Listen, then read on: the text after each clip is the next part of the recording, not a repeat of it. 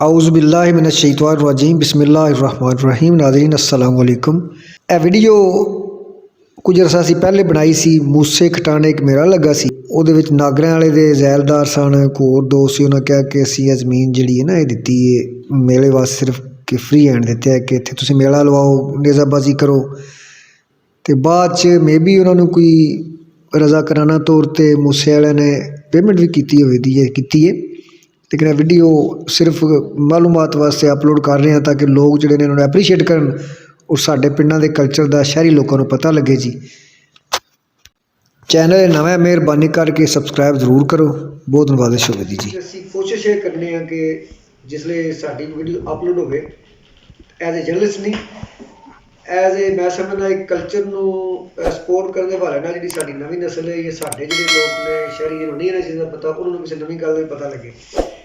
ਅੱਗੇ ਵੀ ਅਸੀਂ ਕਹਿ ਚੁੱਕੇ ਹਾਂ ਕਿ ਇਹ ਉਹ ਗਰਾਊਂਡ ਹੈ, ਉਹ ਮੈਦਾਨ ਹੈ, ਉਹ ਇਲਾਕਾ ਹੈ ਜਿੱਥੇ ਨਵਾਬ ਪ੍ਰਿੰਸ ਅਤਾ ਮੁਹੰਮਦ ਖਾਨ ਸਾਹਿਬ ਜਿਹੜੇ ਨੇ ਉਹ ਆਉਂਦੇ ਸੀ ਸਪੈਸ਼ਲੀ ਮੇਲਾ ਵੇਖਣ ਵਾਸਤੇ।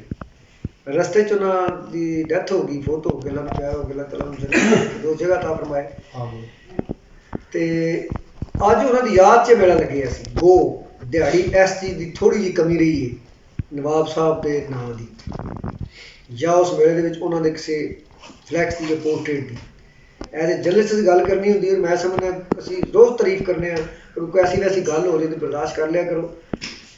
ਅਸੀਂ ਕੁਝ ਦਿਨ ਪਹਿਲੇ ਪੂਲੇ ਇੱਕ ਮੇਲਾ ਲੱਗਣਾ ਸੀ ਅਤੇ ਅਸੀਂ ਲੋਕਾਂ ਦੀ ਹੌਸਲਾ ਅਫਜ਼ਾਈ ਵਾਸਤੇ, ਪਬਲਿਕ ਨੂੰ ਦੱਸਣ ਵਾਸਤੇ ਗਏ ਸੀ ਕਿ ਇਹ ਗਰਾਊਂਡਾਂ ਨਹੀਂ ਬਣਨੀਆਂ ਨੇ, ਕ੍ਰਿਕਟ ਨੂੰ ਸੌਖੀਆਂ ਨਹੀਂ ਆਉਣੀ।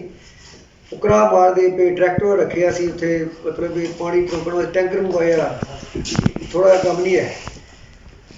ਫਿਰ ਤਾਰ ਗਰਾਊਂਡ ਬਣਦਾ ਪਿਆ, ਉੱਥੇ ਵੀ ਸਿੱਖੀਆਂ, ਥੱਲੇ ਲਿੰਕ ਮੌਜੂਦ ਹੈ, ਲੋਕ ਵੀਡੀਓ ਵੇਖ ਲਿਓ ਕਿ ਕਿੰਨੀ ਕੁਰਬਾਨੀ ਦਿੰਦੇ ਨੇ ਜ਼ਮੀਨ ਵਾਲੇ ਆਪਣੀ ਫਸਲ ਦੀ। ਲੇਕਿਨ ਖੁਸ਼ ਹੁੰਦੇ ਨੇ ਪਿੰਡਾਂ ਵਾਲਿਆਂ ਦੇ ਅੰਦਰ ਖਾਤੇ ਕੰਪੀਟੀਸ਼ਨ ਹੁੰਦਾ ਵਾ, ਕਿਹੜਾ ਬੰਦਾ ਕਿਹਦੀ ਜ਼ਮੀਨ 'ਚ ਮੇਲਾ ਲੱਗੇ ਜਾਂ ਮਹਿਮਾਨ ਸਾਡੇ ਆਉਣ, ਹਰ ਬੰਦੇ ਦੀ ਕੋਸ਼ਿਸ਼ ਹੁੰਦੀ ਹੈ ਸਾਡੀ ਬੈਠਕ ਹੀ ਜ਼ਿਆਦਾ ਮਹਿਮਾਨ ਆਉਣ। ਸ਼ਾਮ ਨੂੰ ਹਰ ਬੰਦੇ ਦੀ ਕੋਸ਼ਿਸ਼ ਹੁੰਦੀ ਕਿ ਸਾਡੀਆਂ ਜ਼ਮੀਨਾਂ 'ਚ ਮੇਲਾ ਲੱਗੇ। ਅਤੇ ਅਸੀਂ ਪੁੱਛਿਆ ਵਾ ਗਰਾਊਂਡ ਜਿਹੜੀ ਮੂਸੇ ਦਾ ਮੇਲਾ ਲੱਗਿਆ ਇਹ ਕਿਹਦਾ, ਜ਼ਮੀਨ ਕਿਹਦੀ ਹੈ, ਕਿੰਨੇ ਬੰਦਿਆਂ ਦੀ ਹੈ। ਉਹ ਸਾਨੂੰ ਪਤਾ ਲੱਗਿਆ ਕਿ ਚੌਧਰੀ ਸ਼ੌਕਤ ਅਲੀ ਜ਼ੈਲਦਾਰ ਸਾਹਿਬ ਨੇ ਨਾਗਰਿਆਂ ਵਾਲੇ, ਇਹਨਾਂ ਦੀ ਜ਼ਮੀਨ ਹੈ। ਔਰ ਮੂਸਾ ਖਟਾਣ ਵਾਲੇ ਵੀ ਸਾਰੇ ਆਪਣੇ ਦੋਸਤ ਨੇ, ਇਹਨਾਂ ਮਿਲ ਕੇ ਫੈਸਲਾ ਕੀਤਾ ਸੀ। ਪਿਛਲਾ ਮੇਲਾ ਵੀ ਇਹਨਾਂ ਜ਼ਮੀਨ 'ਚ ਲੱਗਾ ਸੀ, ਇਹ ਵੀ ਇਸ ਜ਼ਮੀਨ 'ਚ ਲੱਗਾ। ਅਤੇ ਹਰ ਵਾਰੀ ਮੈਂ ਕਹਿੰਦਾ ਵਾ ਇਹ ਨੇਜ਼ਾਬਾਜ਼ੀ ਦੀ ਗੇਮ ਐਸੀ ਹੈ ਕਿ ਸ਼ੌਕਤ ਸਾਹਿਬ ਜਿਹੜੇ ਨੇ ਇਹਨਾਂ ਨੂੰ ਅਸੀਂ ਪਹਿਲੇ ਵੇਖਿਆ ਬਾਹਰ ਪਾਣੀ ਲਾਏ ਆ ਜਾਂ ਡੇਰੇ 'ਤੇ ਬੈਠੇ ਆ, ਅਤੇ ਉਹਦੇ ਪਰ ਲੱਗਦਾ ਪਤਾ ਨਹੀਂ ਬਿਲਕੁਲ ਸਾਦਰੇ ਜਿਹੇ ਹੈ। ਅਤੇ ਅੱਜ ਵੇਖ ਲਓ ਹੁਸਨ ਇਸ ਗੇਮ ਦੇ ਲਿਬਾਸ ਦਾ ਹੁਸਨ ਹੈ ਕਿ ਬਾਸਕਟ ਪਾਈ, ਇਹ ਲੱਗਦਾ ਵਕੀਲ ਨੇ, ਅਤੇ ਪੱਗ ਬੰਨੀ ਤਾਂ ਪਤਾ ਲੱਗਦਾ ਵਾਕਈ ਜ਼ੈਲਦਾਰ ਨੇ। ਸ਼ੌਕਤ ਸਾਹਿਬ अस्सलाम वालेकुम। वालेकुम सलाम जी। ਅੱਛਾ, ਇਹ ਮੇਲਾ ਤੁਹਾਡੀ ਜ਼ਮੀਨ 'ਚ ਲੱਗਿਆ ਸੀ, ਕਿੰਨੀ ਜ਼ਮੀਨ ਹੈ ਅਤੇ ਤੁਸੀਂ ਇਹ ਹੀ ਮੇਲਾ 'ਤੇ ਲੱਗਿਆ ਹੈ ਅਤੇ ਪਿਛਲਾ ਲੱਗਿਆ ਅੱਗੋਂ ਲੱਗੇਗਾ ਤੁਹਾਡੀ ਜ਼ਮੀਨ 'ਚ ਲੱਗੇ ਤਾਂ ਤੁਹਾਡੀ ਕੀ ਖਵਾਹਿਸ਼ ਹੈ। ਔਰ ਇੰਨੀ ਫਸਲ ਇਹਦੇ 'ਚ ਹੁੰਦੀ ਹੈ ਅਤੇ ਤੁਹਾਨੂੰ ਉਹਦਾ ਕੋਈ ਗਮ ਨਹੀਂ। ਜਿੰਨੇ ਮੇਲੇ ਲਵਾਉਂਦੇ ਤੁਹਾਡੀ ਗੱਲ ਨਹੀਂ, ਤਾਰ ਵਾਲਿਆਂ ਦੀ ਹੈ, ਪੂਲੇ ਵਾਲਿਆਂ ਦੀ ਹੈ, ਕੁਆਂਕ ਵਾਲਿਆਂ ਦੀ, ਸਭ ਮੂਸੇ ਵਾਲੇ ਸਭ ਦੀ। जी जी मेरे वो भाई ने जी मूसिया है, मैं उन्होंने बेहद एहतराम करना, ते उन्होंने जो मर्जी होवे कदे वो सारी जिंदगी विद्वान नेज़ाबाजी नेज़ाबाजी मैं नहीं उन्हें जान सकता। यानी उन्होंने कहने का मकसद है कि नेज़ाबाजी सारी जिंदगी होती रहे। तो मुहब्बत ही वेख लो ना, प्यार उन्होंने कहा कि सियापे च एक ना, ये ਅਸੀਂ ਇਹਨਾਂ ਨੂੰ ਬਲਾਜ ਨਹੀਂ ਕਰਦੇ ਪਏ, ਅਸੀਂ ਸਿਰਫ ਇੱਕ ਕਲਚਰ ਦੀ ਕੋਈ ਗੱਲ ਕਰਨੇ ਹਾਂ ਕਿ ਦਿਹਾਤ ਦਾ ਕਲਚਰ ਸਾਡਾ।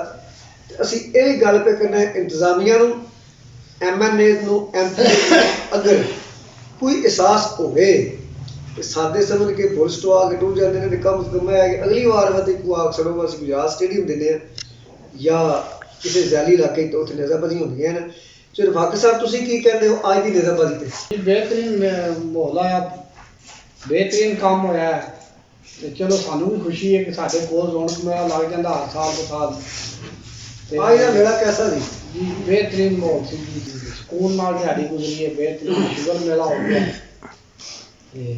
यही है कि वो वाकई जी गल तुसीं कीती कि मलक साहब का किसी नाम ही नहीं लिया, ये जरूरी गल करनी चाहिए थी उन्होंने। चौधरी मोहम्मद अली साहब बैठे ने, जिसले नागरिया वाली क्लब पाई थी ना, इस सैक्शन इस क्लब की गुजर टेंट पेकिंग क्लब की, तो वो नागरिया वाले गजगाई के नाल एक डोइया होता है ना, डोइया बरादरी के मोहम्मद अली साहब दौड़ते हैं। तो इन्हों का मसला है कि ਇਹ ਬਜ਼ੁਰਗ ਹੋਏ ਨੇ, ਇਹਨਾਂ ਦੇ ਬੱਚੇ ਬੇਟੇ ਵੀ ਦੌੜਦੇ ਨੇ, ਤੇ ਸਾਰੇ ਕਹਿੰਦੇ ਨੇ ਵੱਡੇਰੇ ਹੋ ਗਏ ਉਹ ਸਾਨੂੰ ਭੱਜਣ ਦਿਓ।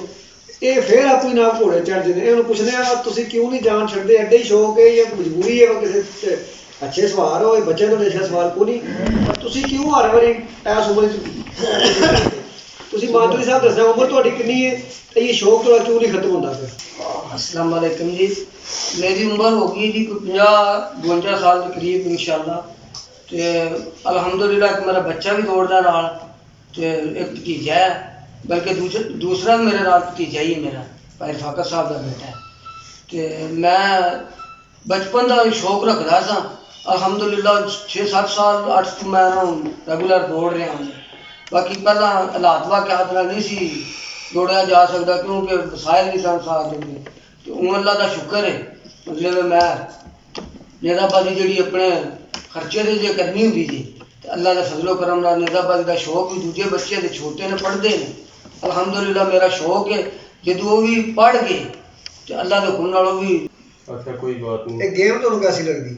गेम बहुत अच्छी है, जरा शौक है गेम का नाल दोस्तां भाइयों दे। ਘੋੜਾ ਭਜਾਉਂਦੇ ਹੋ? घोड़ा भजाईदा, लेकिन असी घोड़ा नहीं रखिया, घोड़ी ने ਹੁਣ ਪੰਜਾਬ ਜੋ ਰਹੀਦਾ ਜਦ ਸੇ ਦਿਨ ਬਾਬਾ ਠੀਕ ਜਾਗੂ ਘੋੜਾ ਵੀ ਇਨਸ਼ਾਅੱਲਾ ਟ੍ਰੇਨਿੰਗ ਵਿੱਚ ਜਾਂ ਟ੍ਰੇਨਿੰਗ ਵਿੱਚ ਕਦੋਂ ਉਮੀਦ ਰੱਖਦੇ ਹੋ ਭਜਾ ਲਓਗੇ? अगले साल ਅਗਲੇ ਸਾਲ ਇਨਸ਼ਾਅੱਲਾ। ਚਲੋ ਅੱਲਾ ਇਨਸ਼ਾਅੱਲਾ ਜੀ ਬਿਲਕੁਲ। ਬਸ ਕਰੋ ਬੰਦ ਕਰ।